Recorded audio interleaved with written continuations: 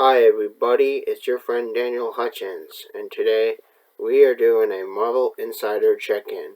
So yes, today's Marvel Insider Check-In is the Marvel Insider Check-In of 11/27/21. Yes, the Marvel Insider Check-In of 11/27/21. So I'm still a level elite. I have 25,741 points to True Believer and 65,509 reward points. And the last time I was on was the 22nd. So it's been 5 days since I was last on Marvel Insider. Okay. So now we are checking this all out right now. You're seeing what's all new in the universe. Okay. So now we are talking about Clint Barton and Kate Bishop have arrived at Avengers Campus at Disney California Adventure Park. The heroic encounter just in time for holidays with the Marvel Studios Hawkeye on Disney+. Okay, so now you can see your favorite superheroes at Disney California Adventure Park at Avengers Campus. You want to miss any of the action as Clint and Kate swing their bows and defend Avengers HQ from an attack by the Tracksuit Mafia? You'll have to keep the keen eye at the action-packed heroic encounter happening to select days on the rooftops and across the building of Avengers Campus. Kate Bishop and Clint Barton join other fellow superheroes in the area like Spider-Man, Black Widow, Shang-Chi, Cersei, Kingo, and Phastos from the Eternals, and of course Captain America and Iron Man. Every day is an adventure at Avengers Campus. Will Clint make a ho-ho-ho home for the holidays? And first 2 episodes of Marvel Studios Hawkeye are now streaming on Disney+. So if you got the chance to check it out, go to Disney Plus and watch Hawkeye. Again, it's really important that you guys are immersing yourself with the universe, because the universe is super important for those who love comic books and superheroes. Okay, so there's more, guys. There's always more in the universe, yo. There's always more in the universe. Okay. Since Hawkeye is really big in the universe right now, he is bringing Christmas to New York City to life. So Christmas season and the holiday season, it's kind of like the character in itself for his show. Again, you can check them out, and of course there's nothing like New York City on Christmas time. Something Clint Barton's experienced himself firsthand from Marvel Studios Hawkeye, when he starts off a family getaway to see Rogers the Musical with his 3 kids in tow. It quickly turns into a mad dash to try to clean up the mess of another kid, Kate Bishop, after Clint makes a decision to send his children home without him so he can detangle Kate's situation. The conundrum is raised when Clint will make it home for Christmas. That's a good question. But the clock is ticking and Santa is just a few days away. And then, speckled with backdrop of the trees, twinkling lights, tinsel and candy canes, nutcrackers, snowflakes, gingerbread, and so much more, you can welcome the Marvel Cinematic Universe's first holiday show. At first, we think there's no debate in it, but I think it's 100% of a Christmas show, Kevin Feige explained to Marvel.com. That's what people will receive very soon. Was set in 1 week before Christmas, longtime Avenger Clint has a laundry list of things to do. None of that include last-minute shopping, retrieve the Ronin suit, clear Kane's name, keep the Tracksuit Mafia from Bay, and the list goes on and on and on. But this list has grounded mission without any alien threats, Asgardian gods, homicidal robots, and certainly no time travel. So Clint must avoid a bunch of goons wearing matching tracksuits and also dodge some inflatable Santas. Set in the series during the Holiday season was always ingrained in the DNA of the show, as Feige continues. Other than the course of more Jeremy Renner and Arturo Touchpoints were more for the comics run by Matt, but of course Fraction, more Christmas, that is what we wanted to do because Fraction had such this amazing tone in this run. We wanted to experience this, we wanted to take our version of Hawkeye, which is actually quite different from his version in the comics, and adapt Renner into that tone. What would be more like if we thrust into the street-level New York City realm. I definitely think that having Christmas songs playing was a lot of doing for the writing, and I had certainly had some certain holiday aspects in my head, head writer Jonathan Igla said. But I loved the vibe of it. I loved the feeling of it. I was thrilled to get to make a Marvel holiday show. But much more of how Christmas is too much Christmas. Does this limit even exist? For this creative team behind the show, the answer is no. With Feige himself championing more merriment for the series. It was Kevin who was always pushing it for more. Director Race Thomas explained, "It'll be like one saying, 'I think we got enough,' and I'd tell him, 'No, throw in more.' There's not enough Christmas," executive producer Tran said with a laugh. Now, as told Kevin at one point, "Tell me when actually there is too much. When you actually tell me that there is too much Christmas, that's when I know to pull back." And he never said a word in the terms of it. So he wanted more because it's the festivity of the holiday season and spending time with your family. So that was that. Christmas season and holiday season. It's kind of like that character itself in the show. We try to do our best at Marvel Studios, and it's take these incredible characters and these incredible stories and adapt them and readapt them to different genres of film. Now, the holidays are a big, great genre for one of those people that will veg out in front of a classic holiday movie every year. But it's fun to be able to tap into the genre and yet at the same time be a very essential part of the MCU. Again, he is now on Disney Plus. You can watch Clint and Hawkeye on Disney Plus. He is now available to watch on Disney Plus, so check it out. It is very, very good. I saw both the episodes. It's very good. I'm just saying. So, okay. Now, I know you guys are getting kind of tired of me talking about Hawkeye, but again, he's really important in the universe right now. So, you can't dodge around it. You can't. So now there is a new show on Hulu. Hit Monkey. Yes, Hit Monkey. Hit Monkey's on Hulu right now. Okay. A Japanese snow monkey, aided by a ghost of an American assassin, going on a revenge quest and becoming the famous killer of killers.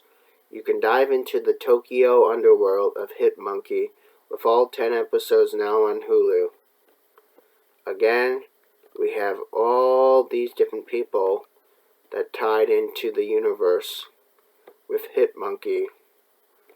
Again, Hit Monkey is something that's a little bit unique.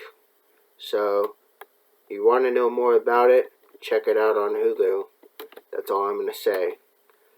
Okay. Now we are trying to find something else. We're trying to find something else. Trying to find something else. Okay. We are trying to find something else, my friends. We are trying to find something else. At least we're trying to. At least we're trying to. But it doesn't look like there's a whole lot on Marvel Insider.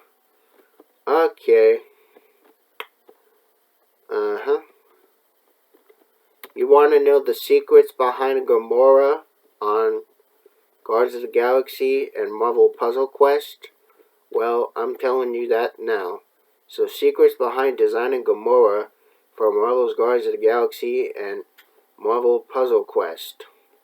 Now you can look at an idea about what she's like. Okay, It's simple. She was raised by Thanos. She's a former assassin. She's the deadliest woman in the galaxy, and her name is Gamora. What's more is that she's featured in the acclaimed Guardians of the Galaxy game, now available everywhere, as well as the stalwart sensation we know as Marvel Puzzle Quest. Again, continuing the Marvel game tradition is celebrating classic comic book characters by reimagining them for new mediums. Marvel's Guardians of the Galaxy features a unique version of Gamora, alongside a classic ragtag collection of teammates Star-Lord, Drax, Groot, and Rocket. So how do you consumerate creators behind Marvel's Guardians of the Galaxy? Well, that's a good question, because you bring this specific iteration of Gamora to your fleet fingertips. Marvel.com's caught up with a couple of these mighty minds to look into the process. And first up, we have the art director of Guardians of the Galaxy. So, Gamora was a tricky but fun character to design. Being the deadliest woman in the galaxy, she needed to look dangerous at first glance, but also have a lot more relatable side to her. We start by gearing up her full armor to convey the fact that she's already ready for combat. Her suit's adorned with deadly claws on her feet and knuckles, as well as unexpected angular shapes, to illustrate she can attack at any moment. When created contrast by giving her softer facial features, as well as curly hair, this makes her more accessible, especially in the cutscenes. Weirdly enough or not, it's her face markings which are actually representative of her race. So, we did so many versions, it's hard to choose, but in the end we went with a direction that was reminiscent of the face paint of the ancient civilizations would put on before the battle. The black area also contrasted very well with the whites of her eyes, which really helped emphasize her gaze. Okay, so Eidos Montreal gave us plenty of reference and concept art and background info about the Marvel Guardians of the Galaxy. Using that info and concept art, we came up with some ability concepts for Gamora as her character fits and conveys her fierceness and determination. For example, Gamora unleashed a fury of sword strikes on her enemies. We also translated those concepts and mechanics of her work in our game, where our artist created some killer poses and visual effects for her abilities. Then she is ready for battle. I really like the updated armor she has though. It looks sleek and modern, but shaping off her shoulders, forearms, and calves. They make her look very intimidating and powerful. In particular, I love the claw-like details on her knuckles and toes. It makes it look like she's ready to get out there and punch, kick, and slice anyone who gets in her way. We saw a few of Gamora's abilities from gameplay videos, and we definitely want to try to incorporate them in Marvel Puzzle Quest. But my favorite one, of course, is the ability when she strikes her enemy and emits a wave of energy that staggers the enemies from beyond. We have a similar stun mechanic in Marvel Puzzle Quest in our game. This ability damages the enemy team and creates a repeater title for the board. When the title expires a few turns later, it stuns the random opponent and resets, mimicking the disruptive movements of waves of energy that knocks out your opponents. One interesting mechanic about Gamora is that her relentless assassin power. This power damages the enemy and creates a countdown tile targeting with her enemies. Whenever that enemy takes damage, the counter on the tile goes up, and whenever that enemy fires the power, the counter attack is certain threshold. Gamora will strike them for massive damage, and the best way to get her out of this power is to have her allies on your team, who fire powers and deal multiple hits of damage, like the classic Apocalypse on Gamora's own bladed Funny's power of allies, who can shake up the board and cause cascades for quick hit of damage.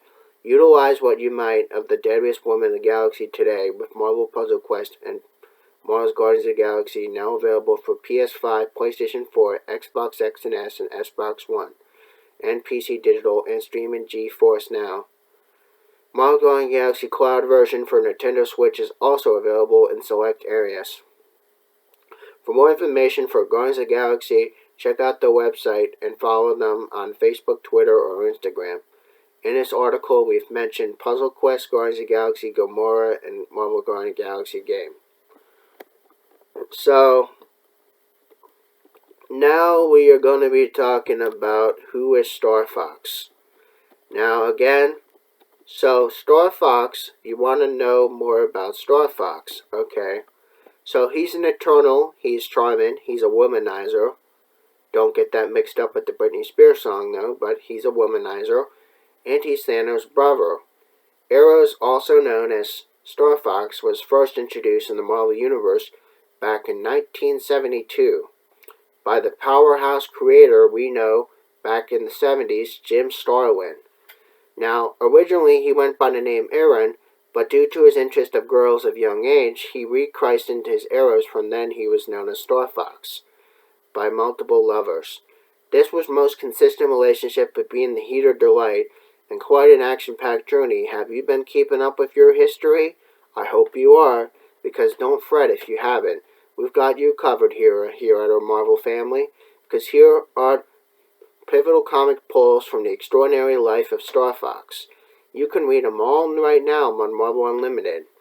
So, in the flashbacks, you could actually read about the flashbacks that have Star Fox appearing in the blink, and you'll miss it, the flashback, and you'll miss it, the flashback from Iron Man 1968, number 55. Drax the Destroyer was telling Iron Man about Thanos, and he mentions that he has a brother named Eros, who we also know as Star Fox, whose rule tightened along with his father and mentor. Although Eros, or Star Fox, doesn't have the speaking role from his first appearance, it's very purple. He absolutely makes up for the later appearance, though. Again, fighting against Thanos, there's a photo down below that you can see here on the article from Captain Marvel 1968, number 27. So again, there's a relationship with that, and of course Captain Marvel. So, yep. Becoming an Avenger, yes, he was actually on the Avengers, my friend. He was actually on the Avengers, going back to 1963 of the Avengers and number 231 and 232. And of course, he's in a crossover event in the Secret Wars, and he was promoted to an Avenger by the Vision in Avengers number 243. He's also an uncle. So, okay. So, he's also the uncle of, the girl we know, Nebula. So, okay, so Thanos' ship from Avengers number 260, Star Fox had found out they were related.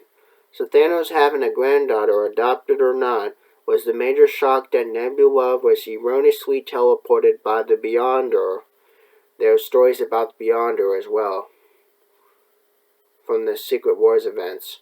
But he completely misunderstood what was transpiring, struck by the Wanderlust, and wanted to know more about her. Star Fox became an inactive Avenger and left his team in the issue where he has the Cosmos with Fire-Lord, who tags along and would later become a grandniece in the West Coast Avengers of 1985, number 48, before gathering amongst large mysterious stones from a random planet. Wonder what she'll use them for. Well, that's a good question. We don't know. But of course, you can check out that book also. So, the Brothers' Betrayal. Okay. So, since issue number 1 of Thanos 2016, Star Fox has enabled his nephew Thane, son of Thanos, and eliminated his father. But once Thane acquires the unlimited source of power from the Phoenix Force, Star Fox had realized the error of his treachery. So Star Fox, Nebula, and the champions of the universe, Trico coming looking for one being alive who can save the cosmos. Thanos, there's only one small problem, the Mad Titan is dying. So then you have the Dark Guardians, the Dark Guardian event. So the Dark Guardians, Thanos was dead. But should it be right? Not quite. When Star Fox brought his brother's body back to the ship, the Sanctuary, he found that the will that he stated that Thanos would be resurrected by an unknown person. This person is believed to be Gamora, who is another niece of Star Fox, and the main reason why Thanos was dead in the first place, Guardians of the Galaxy number 20, from 2019 number 2, Star Fox formed a team we know called the Dark Guardians, which had Gladiator, Nebula, Wraith, and Cosmic Ghost Rider to hunt out and kill Gamora, and by default, stop Thanos' resurrection. Hela, who we saw from Thor Ragnarok, Asgard's goddess of death, revealed to the Dark Guardians in issue number 5 that, of course, body Thanos chose was none other than Star Fox. Thanos seized control of Star Fox's body and mind, so just need to reunite it with his own body. To halt this process, Gamora stops Star Fox with the sword and apologizes to him. Her action doesn't completely stop Thanos, but his mind was broken, and Star Fox sadly dies from that 6th issue. Fun-loving and hungry for adventure till the end, did you enjoy Star Fox's history? You can follow every issue mentioned from Liza Said from Marvel Unlimited, and you can download the iOS or the Android devices today. To follow more of Marvel Unlimited, go at Marvel Unlimited from Twitter and Facebook, and you can follow more of him from there. Star Fox, aka Eros, grew up on Titan alongside his brother Thanos, embracing all his pleasures his life had to offer. He later has become Star Fox, an Avenger. He is an adventurer and has cosmically enhanced super being. Again, he also has appeared in all these books I've mentioned. Iron Man 1968, number 55. Captain Marvel 1968, number 27. Avengers 1963, number 231. Avengers 1963, number 260. Thanos 2016, number 8. And Guardians of the Galaxy 2019 number 2. You can check all those books out now on Marvel Unlimited if you want to follow more about who you want to learn about Star Fox. So again, let me know if you think Star Fox is a really cool character by checking out his information here on Marvel Unlimited or Marvel Insider or Marvel.com. Again, I hope you guys have a awesome afternoon. We are going already on 23 minutes of this video, so I'm not going to spend too much more time, but again, I'm hoping that you guys are able to follow in with the rest of the comic universe, because the comic universe is super important for y'all who here on my channel. And again, I hope you guys have a wonderful afternoon, and I'll see you probably in a later time. Bye.